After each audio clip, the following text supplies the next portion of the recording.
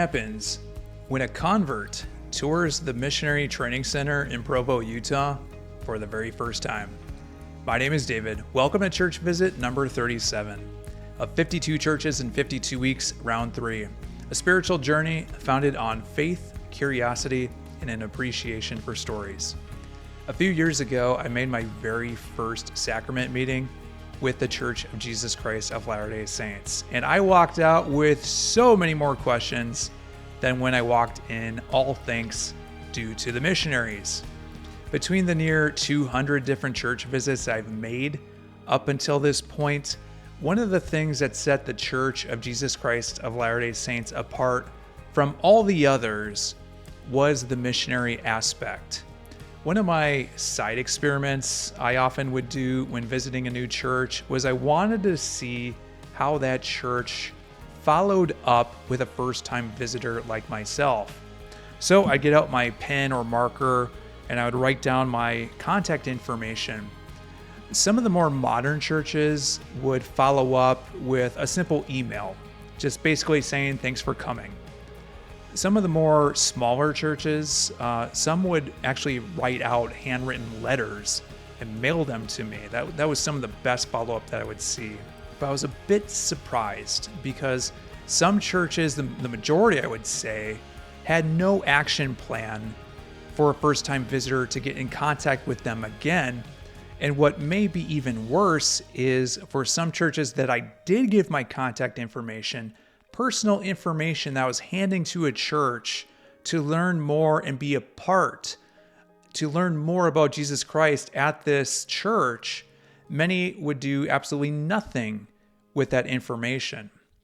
So when I made my first visit to the Church of Jesus Christ of Latter-day Saints, talking with the missionaries, they were so fast to respond and follow up with text messages, giving me directions to get on the app.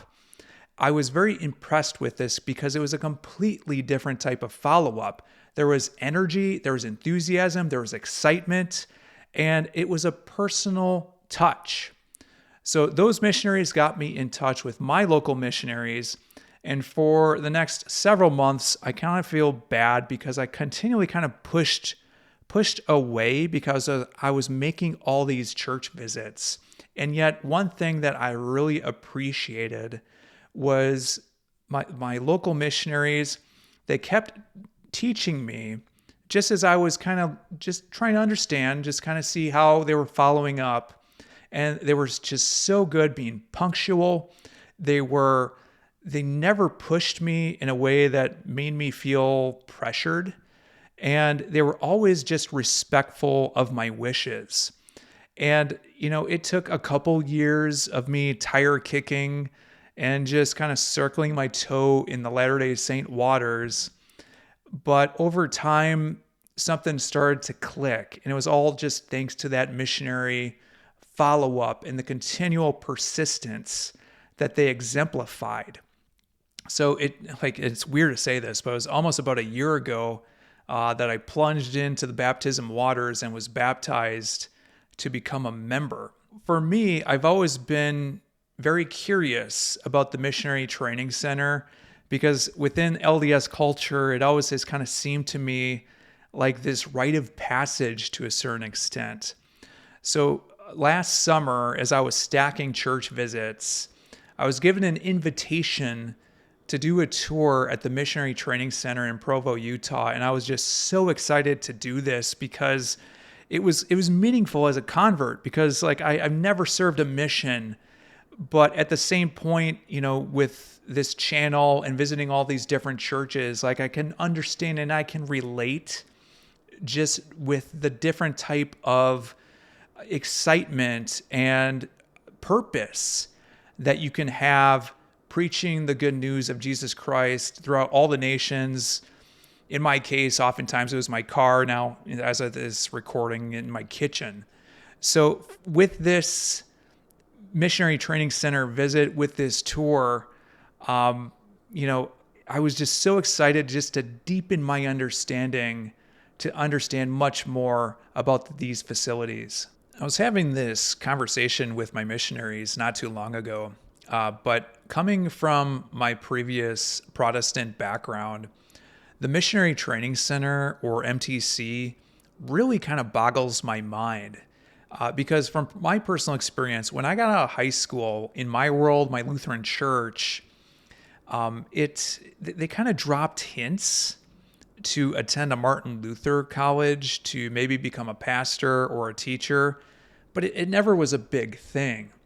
Not only that, but as I prepared to take the next step to the university that I selected, there was no networking. There wasn't any type of thing where my pastor could connect me with another pastor, at a nearby church near my university.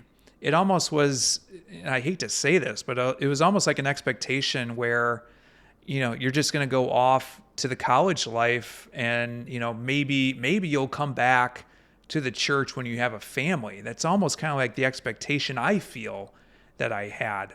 So mission work, that never was ever thought about. Well, as I was investigating the Church of Jesus Christ of Latter-day Saints, I'd look on Instagram, I'd look on TikTok, and my algorithm would often pull up these videos and reels of young women or young men who would get this letter and then they would start reading it to their families. There was one video that I watched. I can't remember if it was just one young woman or she also had a twin sister, but she's reading this letter off and she gets announced that she's going to be serving in Brazil. And she just starts jumping up and down, going absolutely bonkers and nuts at this excitement. And then not only that, but then I just see so many videos of returning missionaries at the airport, and then it was just these epic scenes of celebrations, of signs, of tears, of emotions, And for me at the time as an outsider, like looking at this, it's like, this is just such a different culture shift than what I'm accustomed to, because like there's a big part of me that would wonder, who would want to sacrifice 18 to 24 months in a foreign land to preach about the gospel? Because when I was this age, 18, 19, 20 years old, I'm just trying to figure out what I want to become for a major, So heading into this MTC visit, my understanding of what the Missionary Training Center was all about is very limited. Like I knew, young men would be serving a mission for 2 years, young women for 18 months. I'd heard that it was a place for language training. And other than that, though, like I didn't know much else. So for the MTC, this was a bit of a mysterious place, but I knew it was a launching point for missionaries who would just have such a profound impact on wherever that they were going to serve their mission. To give a recap of the MTC, there's a lot of things that I just didn't know. So for instance, it is a self-contained environment so that missionaries can focus solely on their training.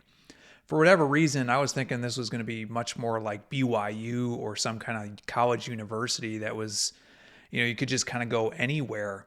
But just due to the nature of the MTC, it is a fully immersive training center. And I was talking with the president, and he was kind of mentioning that the MTC is a sacred space, just due to the importance of the work that's being done here. And from what he mentioned, just in the last 2 weeks when I was visiting, the Provo MTC had welcomed 1,400 new missionaries, and more were arriving regularly. So when I got there, we had to go through some security clearances because this is a secure type of location. I was met at the front by a number of great people, and they were able to give me an overview. And we first started off with just a breakdown of the facilities. So there are several training centers that hold about 2 to 3 hour classes from what I understood. So the missionaries will study Preach My Gospel, and then they'll also have some language classes kind of depending on where they're going to be serving. There's also, recreational type of facilities. So if you want to get a workout in, you can do that. There's residential halls, obviously, to get some good sleep. And then there's just support services available as well. I think one of the first things I noticed as I was driving in was this laundromat. And then they also have banks and, counselors' offices and different type of offices for dentists or doctors if that might be needed as well, from what I understood. One other thing I didn't know is it's not just the Provo MTC. The Provo MTC is one of 10 global missionary training centers. So it is the biggest. It has about capacity for 3,000 missionaries at any one time. The other breakdowns, Mexico City has about 1,200 missionaries for the capacity, Brazil with 500, and then the others are typically strategically placed due to visa requirements and also for language training needs.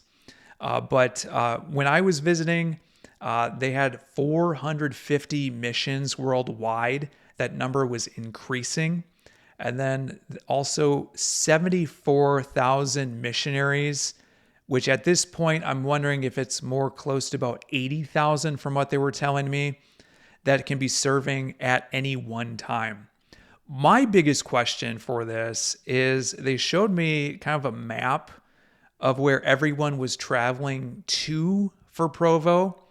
So I was just like, what does their travel department look like to be orchestrating so many missionaries, so many young adults coming into Provo at any one time, and then also to, at the same point, have these missionaries going out across the globe to be that great commission to preach the gospel to all the nations. So the amount of work that's being done here, I don't have much hair, but it's just like, how can you not be pulling your hair out trying to figure out all these logistics of so many people coming in and out? But for however they're doing it, they're making it as seamless as it possibly can be. Language training is the cornerstone of the MTC. Here's how I understood it worked. The MTC right now currently teaches over 60 different languages. And as embarrassing as this is to say, they showed me a list of all the languages. I don't even think I could pronounce some of them in English right now. So the fact that they're teaching so many different ones, how? So the training timeline is all different depending on the language being learned. For non-language missionaries, typically they spend about 3 weeks total. So it's 1 week at home, 2 weeks in the MTC. If it's what I understood called a Romance language, like Spanish or Italian, it'll be 1 week at home and then 5 weeks in the MTC. And then if it's a complex language, say Japanese or Russian, they'll spend longer at the MTC just to reach an intermediate level when they enter the field.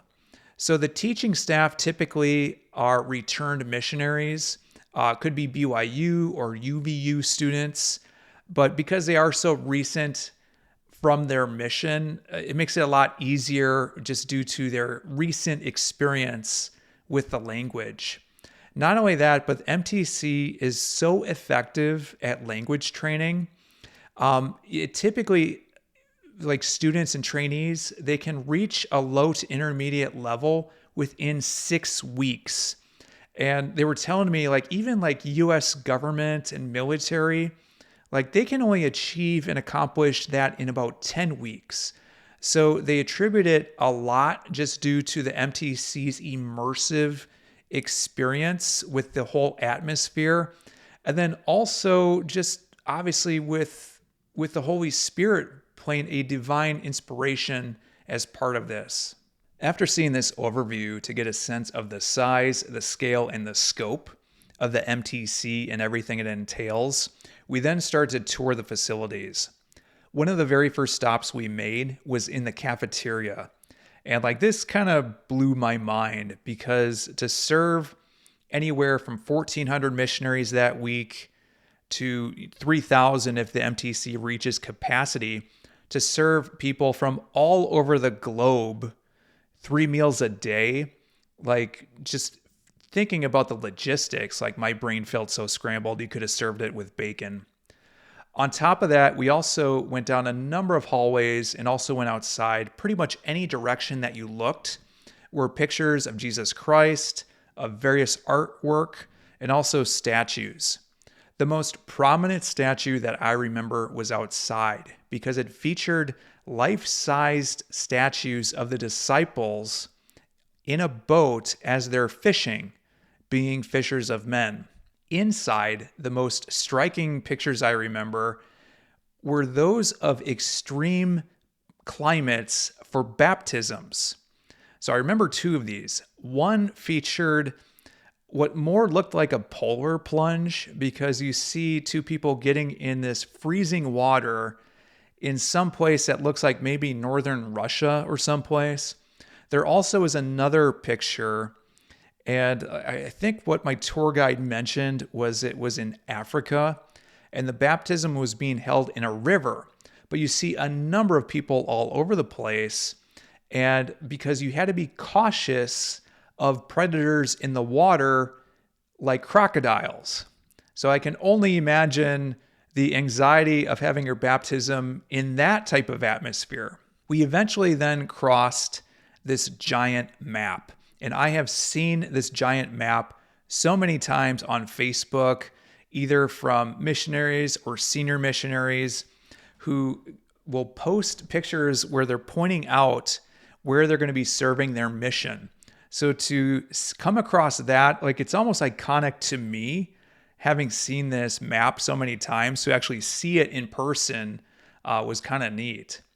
But through all these hallways and just seeing everything that was going on, probably one of the most impressive aspects that I came across were these missionary trainees that were walking through.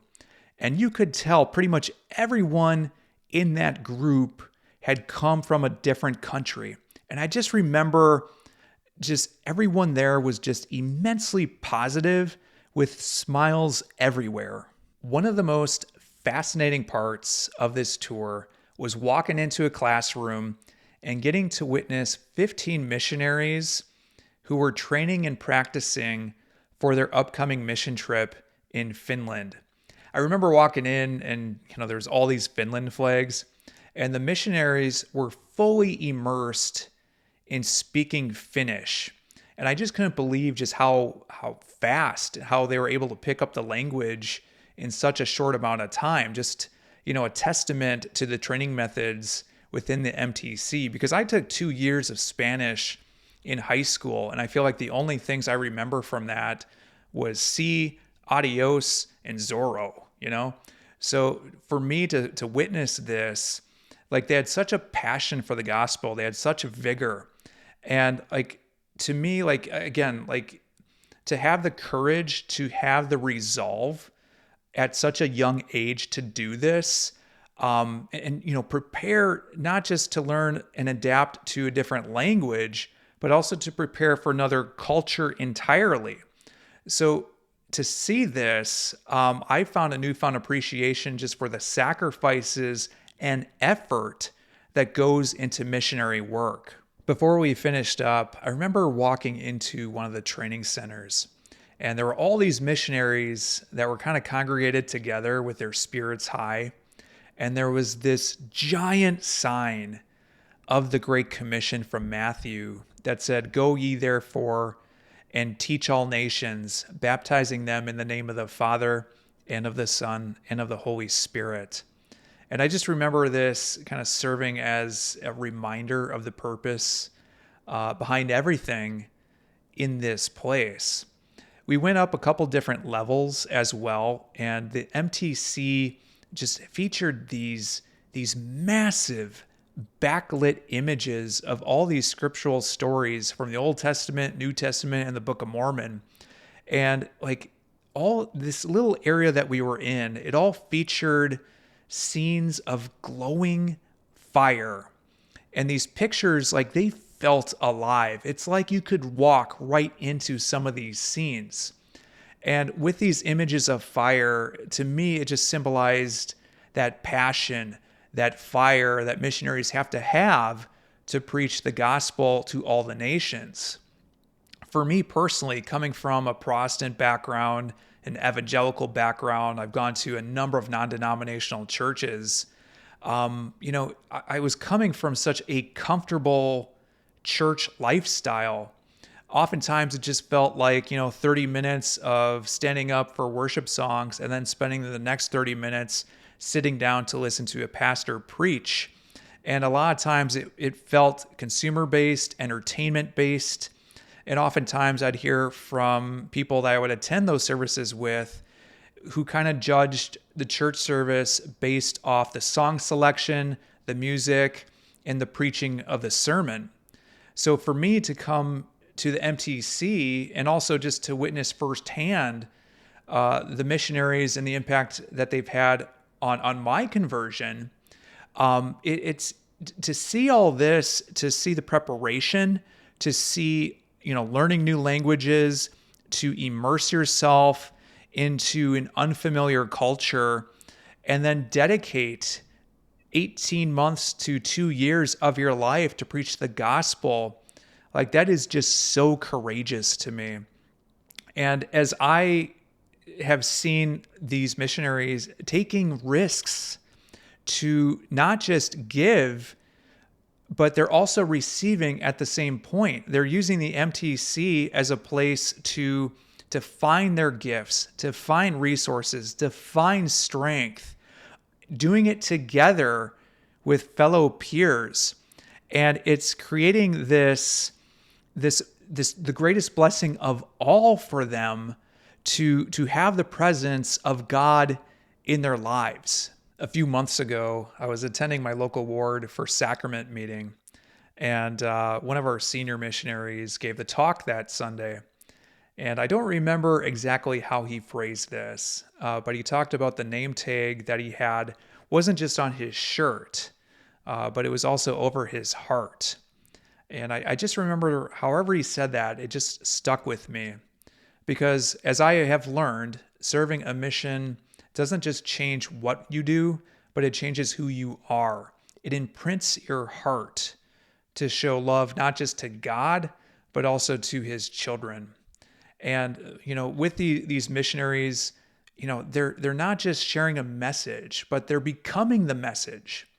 I've been kind of reflecting, just subconsciously about my own conversion process because, having visited 150 plus, 200 plus documented church visits up until this point, to convert to the Church of Jesus Christ of Latter-day Saints, like there was a lot to overcome in my Protestant brain, especially when it comes to, some of the church history and just the differences in doctrine than what I was used to from my Protestant brain.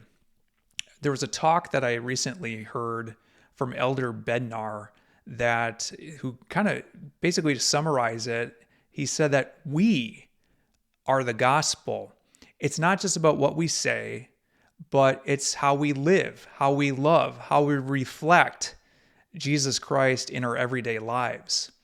So as a convert who didn't serve a mission, I've seen the impact of missionary work firsthand. So to watch these young men and women prepare at the MTC, to prepare to take risks, to go outside their comfort zone, all due to the power of a calling.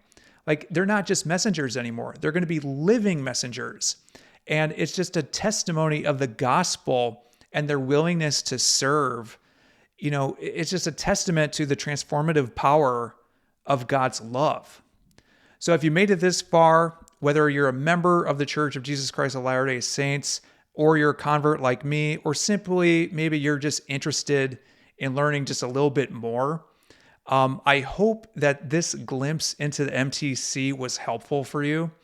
With these young missionaries stepping into, the unknown with whatever type of mission work that they're going to be doing, it can't be easy, but because of the transformative love of Jesus Christ, it's a message worth sharing. So for them to move forward, to have that passion, to have that fire, You can't say enough good things. Thank you for joining me inside this tour of the Missionary Training Center in Provo, Utah. If you enjoy the video, make sure to like, subscribe, and leave a comment because that always helps with the YouTube algorithm. As always, if you want to support the channel, don't support me, help support those in need through our St. Jude Children's Research Hospital fundraiser. I recently made a trip out to Memphis to learn much more about this amazing institution. I'll leave a video from that visit in the description box below. So far, we've raised over $25,000. Our goal by the 52nd and final church is to have hit $52,000. $5, $2, $52, whatever works within your means would be much appreciated. But until next time, hope you have a good one.